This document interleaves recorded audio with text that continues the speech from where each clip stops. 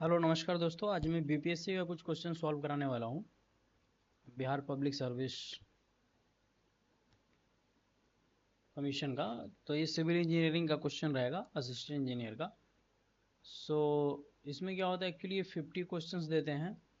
ये जो पार्ट रहेगा ये स्ट्रक्चरल का पार्ट रहेगा, आरसीसी रहेगा इसमें, और इसमें आपका स्टील रहेगा, और structural analysis, strength of material, geotechnical engineering और सर्वेइंग, ये सब रहता है।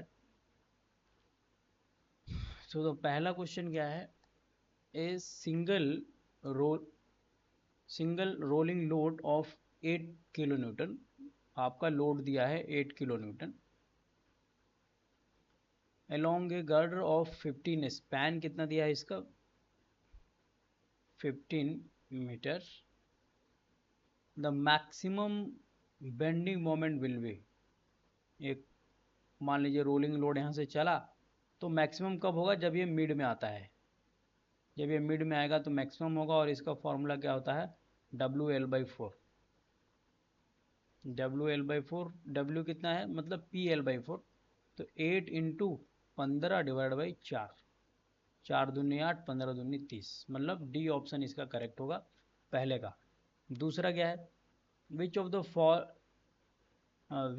The following is not a displacement method. अच्छा, आपका डिस्प्लेसमेंट मेथड कितना होता है मैं आपको बता दूं अगर, तो एक होता है स्लोप डिफ्लेक्शन मेथड, दूसरा होता है मोमेंट डिस्ट्रीब्यूशन मेथड, तीसरा आपका कानीस मेथड होता है। इसको इक्विलिब्रियम भी मेथड बोलते हैं, याद रखिएगा, मैं यहाँ पे लिख दे रहा हूँ। इक्विलिब्रियम मेथड एक और नाम से इसको जानते हैं। इक्विलिब्रियम मेथड होगा, एक और इसमें होता है minimum potential energy method.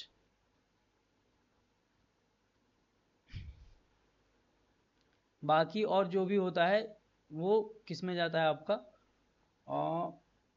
Force method में जाता है। और आप फोर्स मेथड या फ्लेक्सिबिलिटी मेथड या कॉम्पेटिबिलिटी मेथड उसको बोलते हैं। डिस्प्लेसमेंट मेथड को स्टिफनेस मेथड भी बोलते हैं और इक्विलिब्रियम मेथड भी बोलते हैं। तो यहाँ पे ओनली वन ऑप्शन बच रहा है आपका, कॉलम मेथड। तो आपको मैं बता दूं कि फोर्स मेथड में कौन कौन सा यहाँ पे कौन कौन सा मेथड आता है। तो वर्चुअल वर्क और यूनिट लोड मेथड आता है, moment method of consistent deformation आता है, 3 मोमेंट थ्योरम आता है, कॉलम एनालॉगी मेथड आता है, इलास्टिक सेंटर मेथड आता है, Castigliano's theorems of minimum strain energy आता है, मैक्सवेल मोर्स इक्वेशंस आता है। तो ये सारा जो है ये किस में आता है आपका,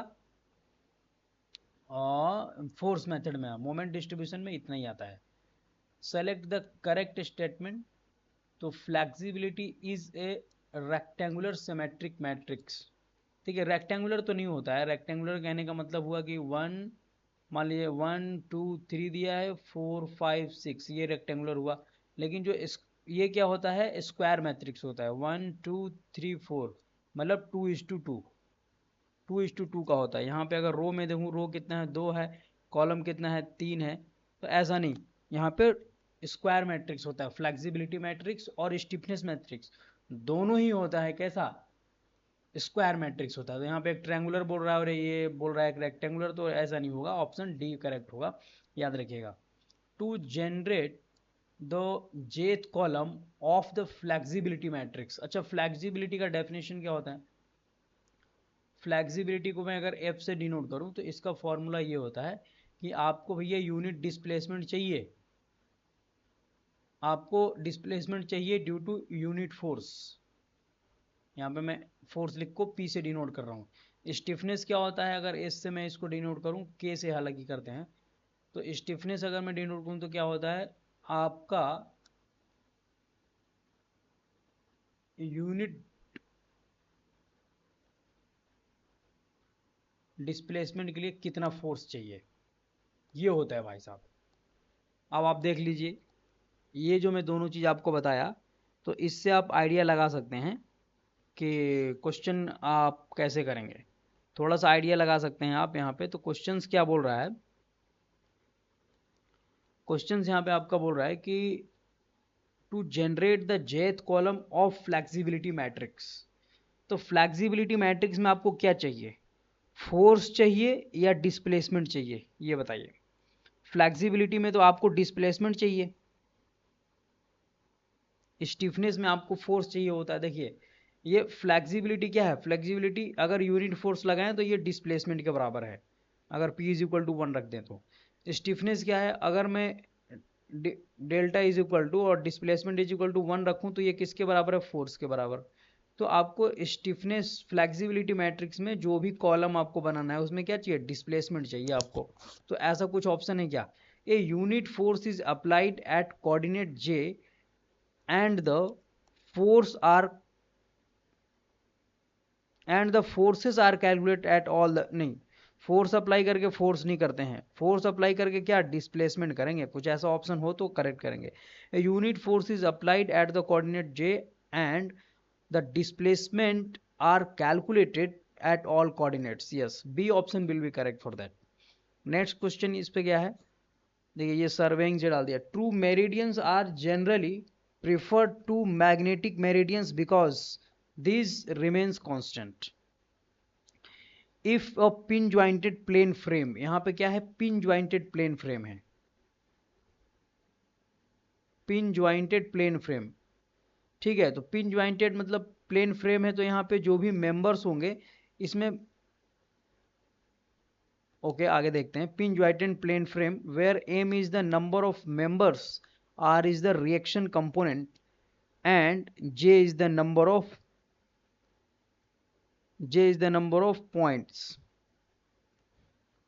number of joints, then the frame is। अच्छा देखिए मैं आपको बता दूं, ये सिंपली क्या होता है ना कि आपका एक मेंबर है, उस मेंबर में कितने फोर्स हैं। यहाँ पे पिन ज्वाइंटेड की बात हो रही तो इसमें कितने फोर्स होंगे भाई साहब, इसमें एक केवल क्या होगा, एक्सियल फोर्स होगा, इसलिए यहाँ पे सिंगल M लिखा गया।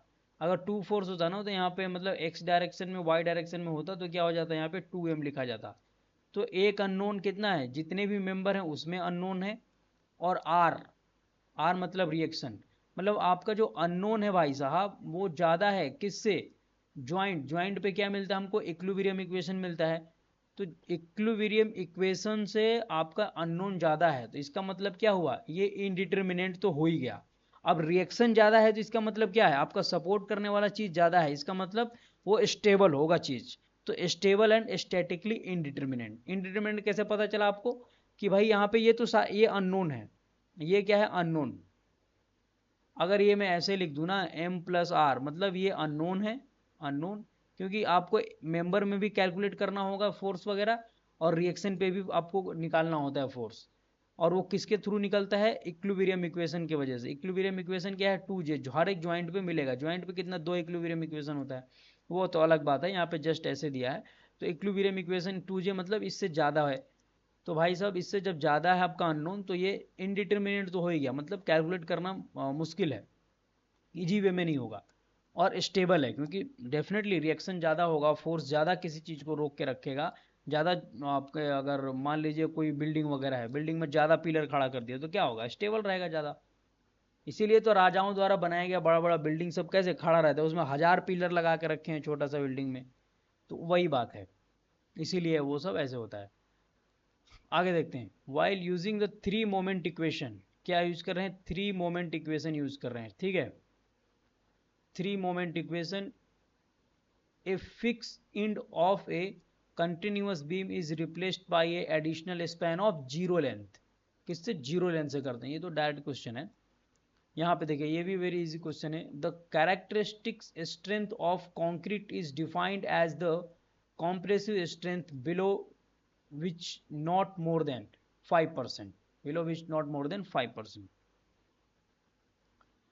The maximum strain at the level of compression steel, यहाँ पे बात हो रही है compression steel की। अगर मैं यहाँ पे एक सेक्शन बना दूं भाई साहब, तो यहाँ पे compression steel ऊपर रहता है, टेंशन स्टील आपका नीचे रहता है, ठीक है। और यहाँ पे अगर मैं मिड का सेक्शन ऐसे ड्रॉ करूँ तो जो यहाँ पे स्ट्रेन आता है वो कितना आता है, जो आपका मान लीजिए इस लेवल पे जो कंक्रीट में स्ट्रेन आता है वो कितना आता है, और जो स्टील के मिड में है भाई साहब, इस गोले के मिड में है, याद रखिएगा।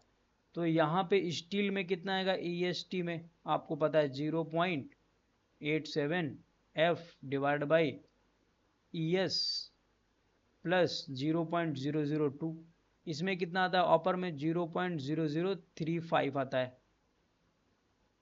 ठीक है। और आपको यहाँ पे वो पूछ रहा है कॉम्प्रेशन में, यहाँ पे इसमें क्या होगा, तो इसको मैं मान लिया ए मान लिया। चलिए स्ट्रेंथ कितना आ रहा है आपका, यहाँ पे स्ट्रेंथ कितना आ रहा है ए, और ये आपका होता है XU। अगर मैं इसको XU मानूं, क्योंकि XU के टर्म में दिया तो इसलिए मैं XU मान रहा हूँ। ये देखिए यहाँ पे लिखा भी है, एंड नेचुरल एक्सिस यहाँ पे दिया है, compression steel of a rectangular section having a effective cover of the compression D dash। effective cover कितना है, D dash, ये D dash है आपका, and the neutral axis depth from the compression phase मतलब अपर का फेस, यहाँ से लेके XU दे रखा है। अब आप कैलकुलेट कीजिए। तो अब देखिए यहाँ पे आपका एक ट्रायंगल बन रहा है, तो ये वाला XU मतलब ये वाला लेंथ डिवाइडेड बाई बड़ा ट्रायंगल का और छोटा जो इसमें ये बीच में बन रहा, तो ये वाला, तो ये क्या होगा, XU minus D dash equal to बड़े वाले ट्रायंगल का मैग्नीट्यूड कितना है 0.0035, छोटे वाले का मैग्नीट्यूड A आपको निकालना ही है। तो जब A यहाँ से कैलकुलेट कीजिएगा ना भाई साहब, तो आपका आ जाएगा, अगर मैं यहाँ से कैलकुलेट कराऊं तो 0.0035 XU minus D dash divide by XU। तो जब XU आप यहाँ पे क्या करेंगे, डिवाइड कर देंगे, तो 0.0035 इसमें XU हो गया, तो 1 minus D dash by XU। तो आपका ऑप्शन कौन सा सही होगा, मिला लीजिए, ये होगा, बी ऑप्शन सही होगा, D डैश बाई XU, ना कि XU बाई D डैश, ठीक है। तो ऑप्शन बी सही होगा इसके लिए। अच्छा एक क्वेश्चन और करा दूं क्या, ठीक है, एक मैं लास्ट क्वेश्चन ये करा देता हूं।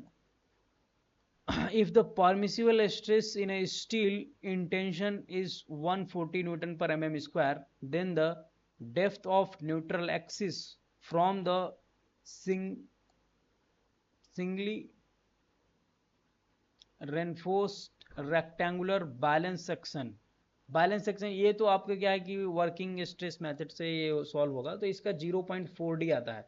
हाँ, अब मैं यहाँ से क्वेश्चन ज़्यादा सॉल्व नहीं कराऊंगा। अगर इंटरेस्टेड हैं आप तो प्लीज़ वीडियो में कमेंट कीजिए, तो आप आगे मैं इस क्वेश्चन को और भी सॉल्व करा सकता हूँ 50 questions. Otherwise for today that much enough. So thank you, bye bye.